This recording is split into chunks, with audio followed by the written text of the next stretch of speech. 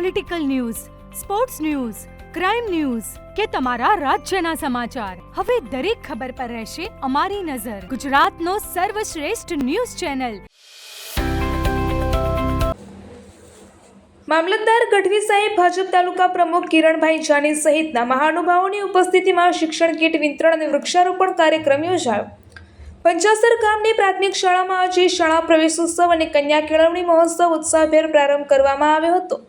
આ કાર્યક્રમમાં ચાણસ્મા તાલુકાના મામલતદાર શ્રી ગઢવી સાહેબ, ભારતીય જનતા પાર્ટીના તાલુકા પ્રમુખ શ્રી કિરણભાઈ જાની, આરોગ્ય વિભાગના કર્મચારીઓ, શાળાના આચાર્યશ્રી તથા શિક્ષકગણ, અર્બન બેંકના ડિરેક્ટર શ્રી રાજુભાઈ પટેલ, નવનિયુક્ત ઉપપ્રમુખ શ્રી હિરેનભાઈ પટેલ તેમજ દાતાશ્રી પિયુષભાઈ રાવળ સહિતના મહાનુભાવો ઉપસ્થિત રહ્યા હતા.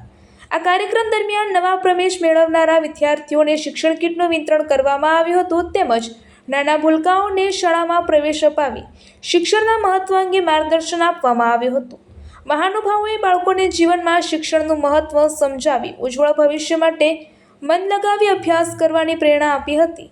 પ્રવેશોત્સવના પ્રથમ જ દિવસે બાળકોમાં જોવા મળેલા ઉત્સાહ અને આનંદના માહોલને સૌને ભાવ વિભોર કરી દીધા હતા. આ કાર્યક્રમ દરમિયાન ગ્રામજનો અને શિક્ષકગણ દ્વારા ઉપસ્થિત મહાનુભાવોનું સન્માનનું આયોજન પણ કરવામાં આવ્યું હતું. આ પ્રસંગે ગામના વિકાસ અને વિવિધ જરૂરિયાતોના મુદ્દાઓ અંગે ગામના આગેવાનો દ્વારા ભાજપ તાલુકા પ્રમુખ શ્રી કિરણભાઈ જાની સાથે ચર્ચા કરવામાં આવી હતી.